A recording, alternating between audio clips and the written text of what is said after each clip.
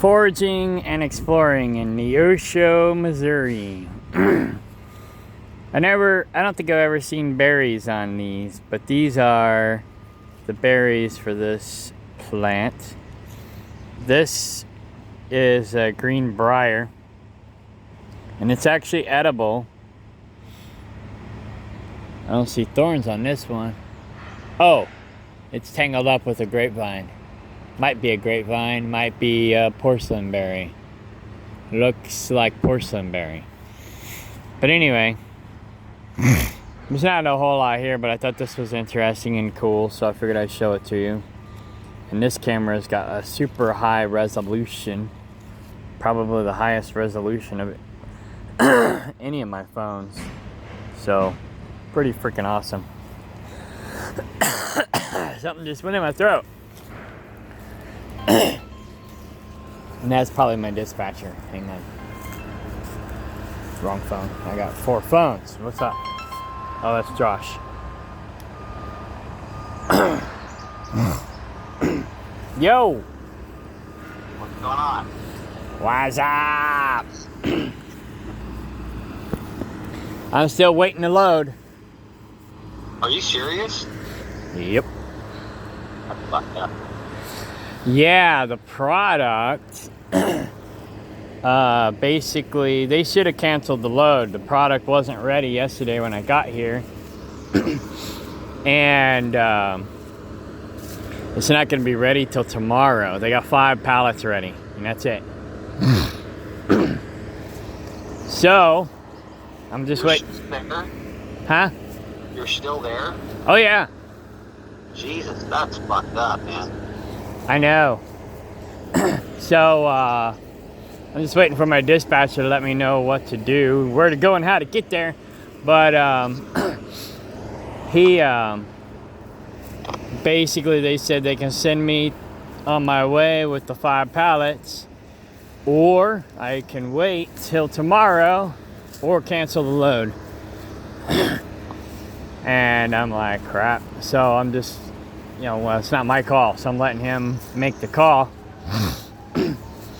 Because I get paid either way. I just make less if I do layover. But he'll probably just, well, I don't know. I don't know if they'll lose any money for sitting here and then we leave without the load. So I don't know how all that works. Yeah. But I get paid either way.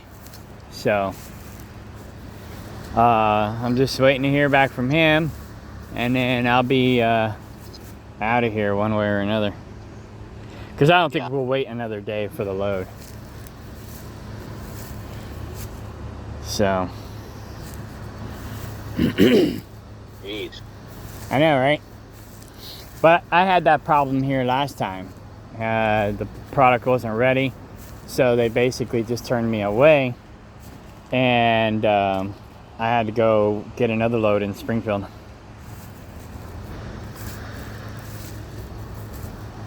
So, that clinic, can I just walk in there? Are they going to be open? Oh, yeah. Okay.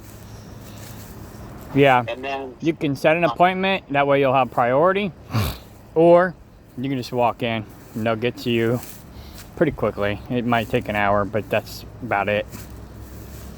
yeah, I just want to buy some medicine. That's it. Oh.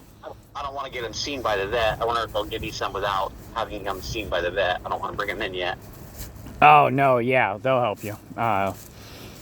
Yeah, there might be a line, you have to stand in line, but that's about it.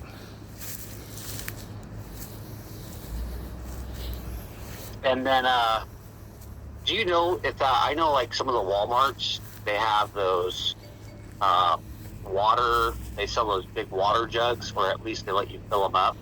Yeah. Do you know if that Walmart, the one that's closest to here, if they have that? Hang on a second. I think my dispatcher's calling. I think they do, actually. Yeah, my dispatcher's calling. Let me call you back. Okay, bye. Hello. Hey, David. Sorry I missed your call. I was away from my desk for a second. Did you get the voicemail? No, I did not. I didn't listen to it yet. I just called you right back. No problem. So basically, they said that they should have canceled the load yesterday because the product's still not ready. Won't be ready till tomorrow. Okay, that's interesting because they just emailed me as well saying I'm so confused on what's going on because they just emailed me saying the freight is ready for pickup. Well, they said they had 5 pallets ready, and that's it. Okay, alright. Give me like 10-15 minutes. Let me just double check with him, let him know what they said, and I'll get back to you, okay? Sounds good. Thank you. Okay, bye. Alright. So that's my job. The last guy who called, he's my new guy on my land, and he's still learning. He's kind of cityfied, but he's a truck driver too, and he's been wanting to do this for a minute. So he's doing a crash course, I guess. This is pokeberry, pokeweed. It's not edible yet. You can eat the sprouts, but you gotta specially prepare them. So make sure you do your homework, otherwise it's poisonous. You can eat the purple berries once the berries become purple, but it's a medicine, not a food. So you have to be careful how much you use, you know, just like a tablespoon or a teaspoon, and that's it per day.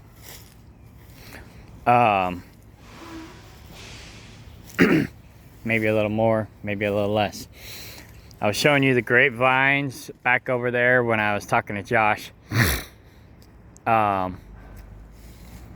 Some are porcelain berry, some are grapes. The ones that I was showing you while I was talking to Josh were grape.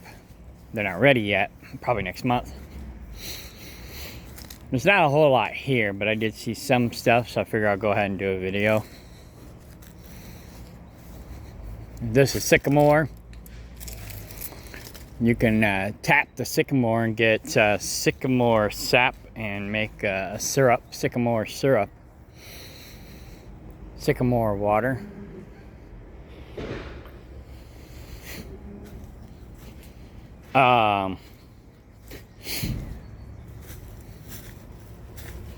These are grapes. You can tell the difference between grapes and porcelain berries because grapes have that grape cluster, porcelain berry does not. Usually porcelain berry is more spread out. This is mullein, that's good for your lungs, and I think it's good for the bones too. There's some more mullein. There's a lot of mullein here.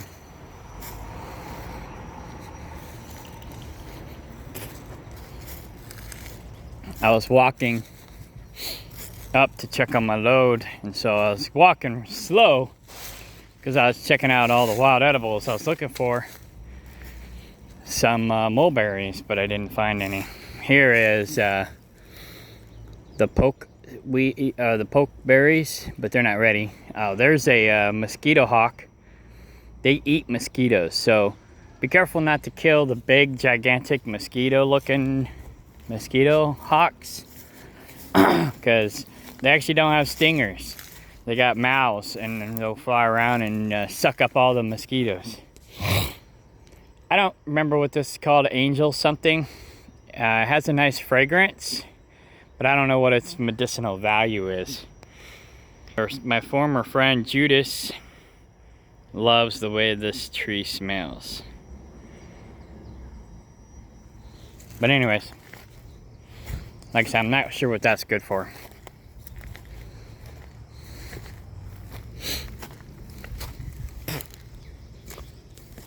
Lesbadiza, that's a dewormer.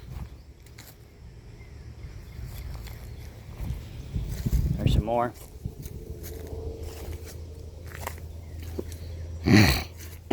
I'll try to make this quick because I gotta call Josh back.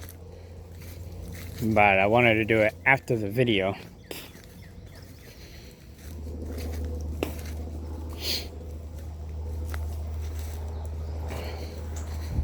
think that's an oak.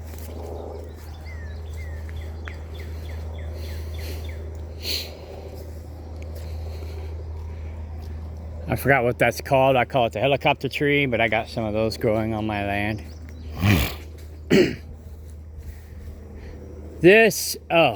Okay, so here's grape. These are grape clusters, and these are porcelain berry. That's what the porcelain berry clusters look like. So they're growing side by side. You don't really want to eat the porcelain berries. They're kind of grody. Here is red bud. Red bud is yummy, especially the flowers. But you can eat the leaves, you can eat the seed pods, you can eat the flowers. The purple flowers taste better. The deeper the purple, the better the taste. The white red buds, I guess they're called white buds, I don't know. Those seed pods taste better than the red bud seed pods. So, there you go. This looks like Jerusalem artichoke, but I'm not 100% sure.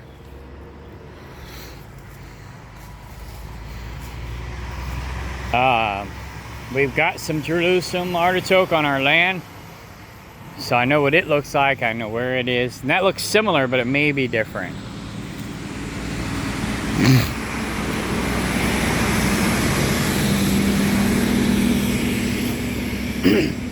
And I call it our land, but it's actually really my land. You know, Judas tries to claim that when I call something ours, because we're both using it, we're both living there, that it actually belongs to both of us. And I'm like, no, it doesn't work like that.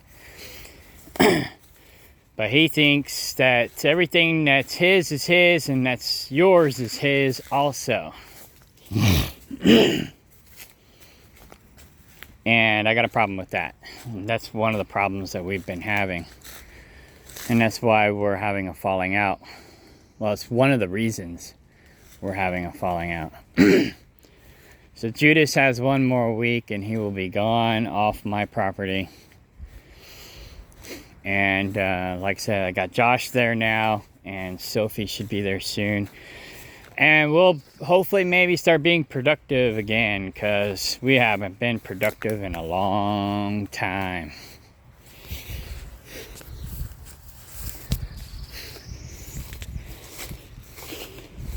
Oh, and my mom and my brother's coming down too.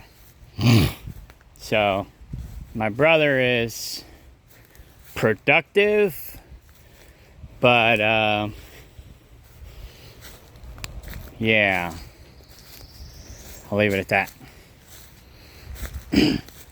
My brother and I didn't used to get along. We get along better now. Oh, my dispatcher sent me a message.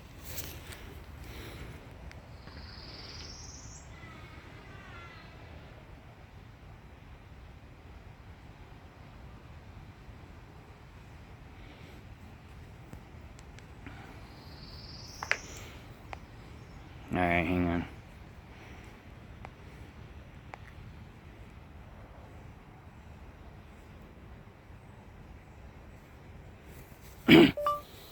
I'll walk up there and ask her what her name is, period. She called me. I guess I can call her back. I now have a phone number where I didn't have one before. I think I'll call her real quick.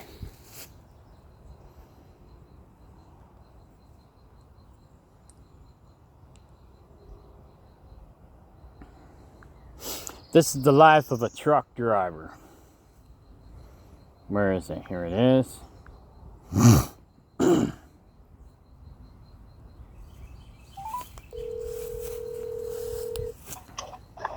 Hello. Hello, my dispatcher wanted me to get your name because apparently the broker told him something different, so he wanted to verify. My name is Chelsea. I just spoke with Jessica. She's the CSR of this company. Okay. So Jessica's your boss, and then your name is Chelsea? Well, Jessica works with me. She's over West Rock, over at West Rock. I work alongside with her. Oh, okay. So, that you're shipping out for. hang on. I got a lot of messages here. Let me go back and look. It's the Chicago run that I got here yesterday at 2 o'clock. What the heck? I thought I had the load number. Here it is. 752-138-9120. Yep. So, you told me there's only 5 pallets ready and the rest won't be ready till maybe tomorrow? Yeah, they rescheduled your load for tomorrow, but they still have your product in production. So what happened was yesterday they started producing the product that you were going to pick up. They had to put that on hold because they had a hot load, something that a customer needed ASAP. So they stopped what the product you were making. She pushed it out. They let us know she pushed it out because nobody ever sent an email about your product not being here because we all thought it was in production, like they said it was. So this morning when I got here, I was told that you've been here since yesterday, and I got a hold of her, and she said that I could ship you with I actually have 6 pallets here. Ship you with the 6 pallets I have if your dispatcher says that's fine, and then she'll schedule the rest of the load. Okay. All right, I'll let him know. All right, thank you. Thank you.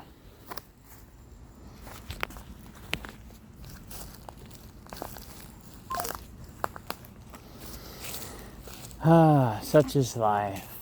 So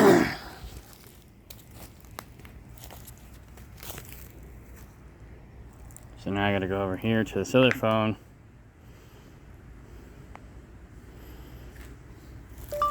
Their names are Jessica and Chelsea. Period. They now have 6 pallets ready to ship if we want to go ahead and take them. Period. Otherwise, we'll have to wait till tomorrow to take the full load. Period. If we take the 6 pallets today, then they'll ship the remaining balance tomorrow. Period.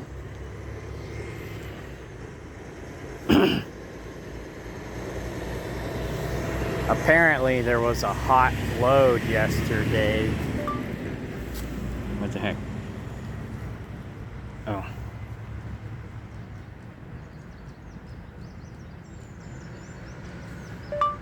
Apparently there was a hot load yesterday that they put ahead of mine. Period. So they stopped production on my load to make that other product and get it out. Period. But they didn't let anybody know.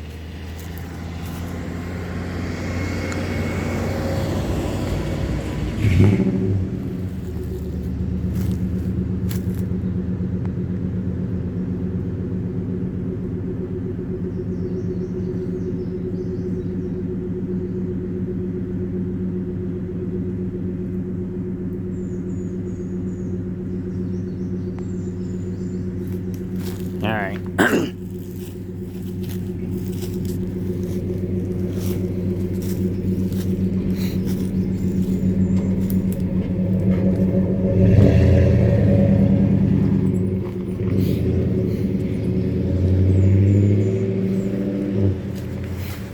That's a low branch on a sycamore. I didn't know they would sprout a new branch this low. That's interesting.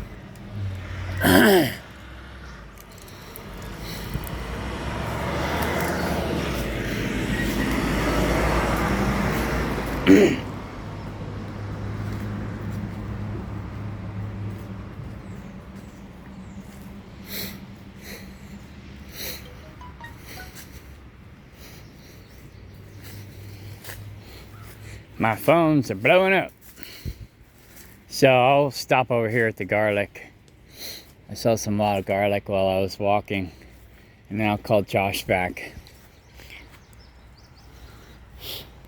But yeah, there's a lot of grapevines. It could be porcelain berry. It is porcelain berry. But there might be some grapes in here. Mostly it looks like porcelain berry.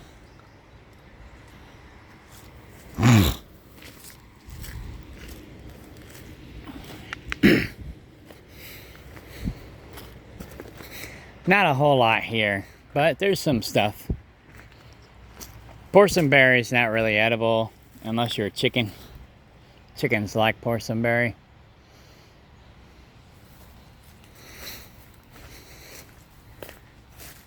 I think that's just that one David likes. I mean, Judas. Yep, it's got that cool, funky smell. More porcelain berry. And wild garlic. Need lots of wild garlic on your land if you want to repel ticks. Worms. Caterpillars, really.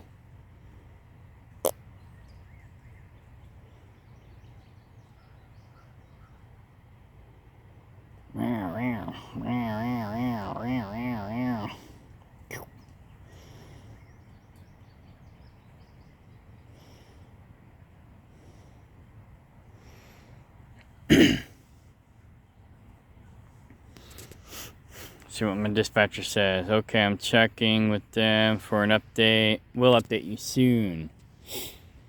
So anyways. Yeah. Oh, hey, look. This looks like a raspberry. It's not producing, but that's a good find right there. And I guess that's it for our tour for today. Got some more Lesbadiza here. And some more mullein. Sycamore.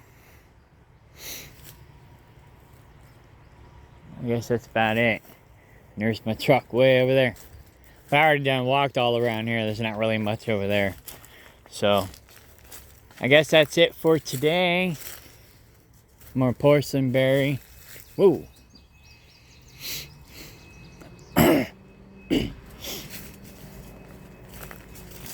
So, yeah. Alright.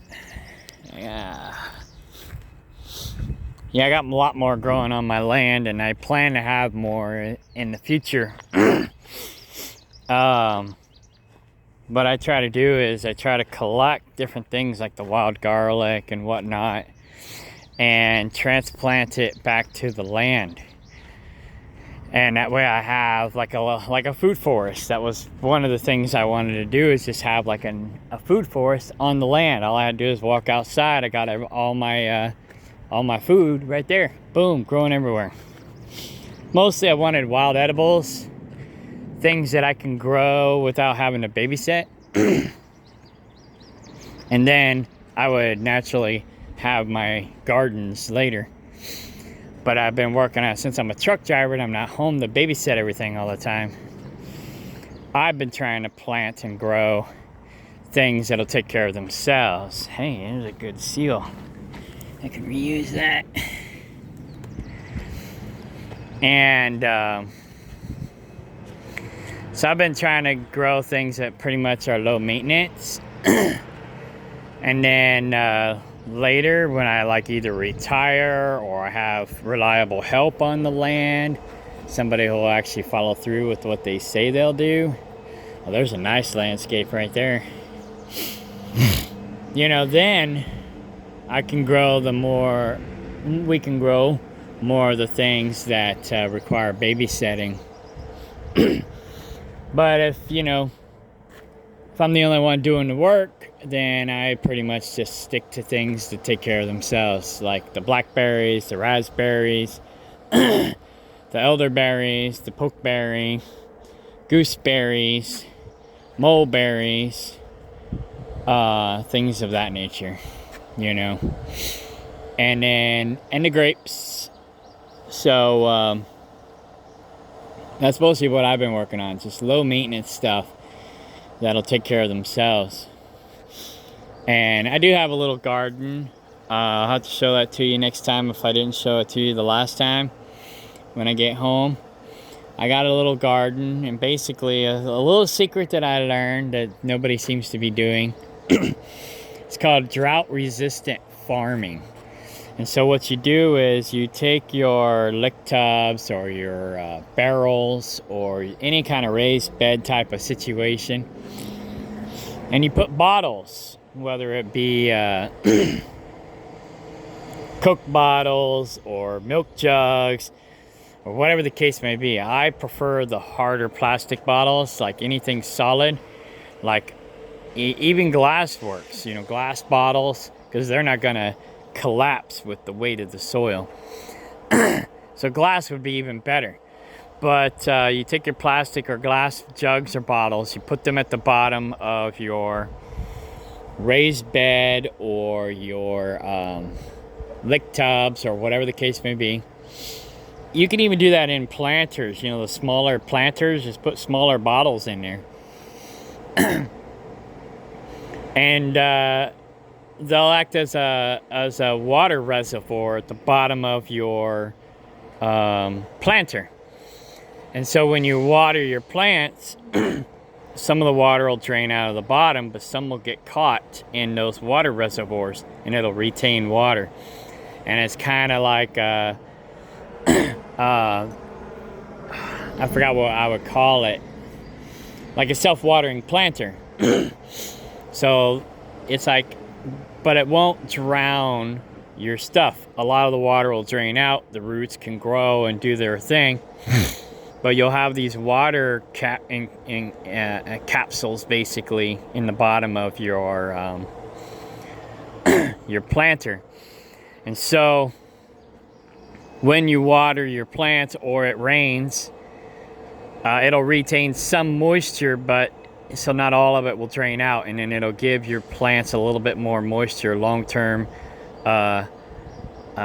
water.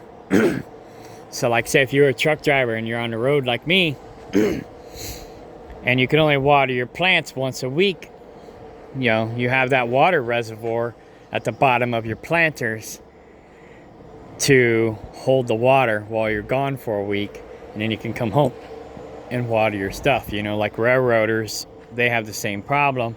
They're gone for a few days at a time. Sometimes depends on the railroader. Why would somebody waste good seals like this?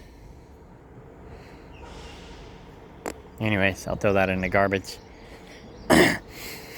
But Tyson, yeah, you know, or even, you know, I don't know, whatever. I mean, there's people like, you know, people who fly planes and they're gone for a couple days before they come back home. Yeah, it'd be a good, or you just don't want to babysit your plants every day, you know. Water them every single day. I mean, the first week you do want to water them every day, but after that, you know, if you have these water capturers, water reservoirs in the bottom of your planters, then you don't have to worry about babysitting the plants every day. You know, just go and weed them every once in a while, make sure there's no weeds, and water them once in a while, and they'll be fine.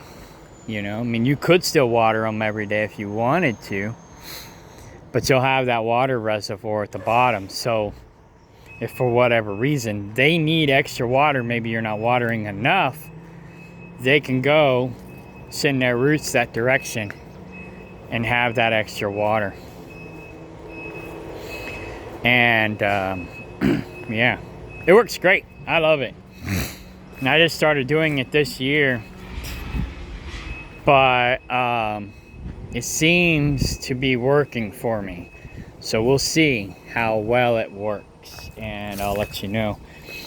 But other people swear by it. I almost swear by it. So I think that's how I'm gonna do probably 90% of my gardening now. Any kind of raised bed situation. What I want to do, and hugelkultur too. So you want to do kind of like a cross between that water reservoir and like a hugelkultur, because the wood acts as a sponge as well.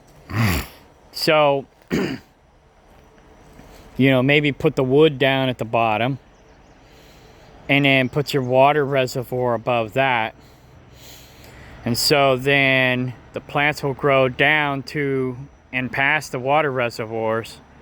The roots that grow past the water reservoirs will grow down to the logs, and the logs will act as a sponge, and they'll get their water that way or from the water reservoir. You know, you might maybe, if you're using glass, you might put the water reservoir underneath the logs. And then the logs will soak up the moisture first from the water reservoirs, and then the roots will wrap themselves around the logs and get their nutrients from the wood. You know, logs, sticks, twigs. Sticks and twigs will break down quicker than the logs will, but that's usually what I do. I did that with Cindy, my friend Cindy. I put a whole bunch of wood at the bottom of her raised bed, and then I put goat and sheep poop over the top of those. And then I put compost, and then I put dirt, and then a thin 1-inch layer of compost over the top of that. And we planted in it. Or that last layer was like a 50-50 blend of compost and dirt, I think. So, and then she planted in that, and her plants did amazing. So if she had a water reservoir in there as well, that would probably help boost the plants. But the logs act as a water reservoir themselves, so they may not hold the moisture as long as, say, your glass or plastic bottles, but you know, they act as a sponge, and then they give off extra nutrients themselves.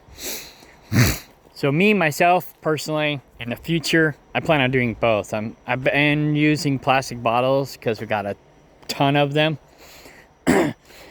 But what I might do in the future is start saving glass bottles and start using them. Lay them down, because the wood won't crush the plastic or glass as easily as it would plastic. And then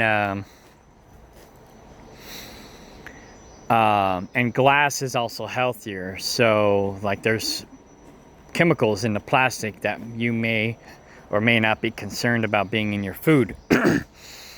So there's that risk, and so glass would probably be the best. So you put your glass bottles down, put your wood down, fill the glass up with water, put your poop down, you know, goat, sheep, whatever, cow, horse, put all that down over the wood. Then put your compost over that, and then put your dirt or 50-50 blend, whatever it is that you put for your topsoil on top, and go to town. And that'll be like a self-watering planter, and you know, so you can grow higher maintenance stuff in a low maintenance environment if you wish. So, all right, I guess that's it. I gotta call Josh back. All right, bye.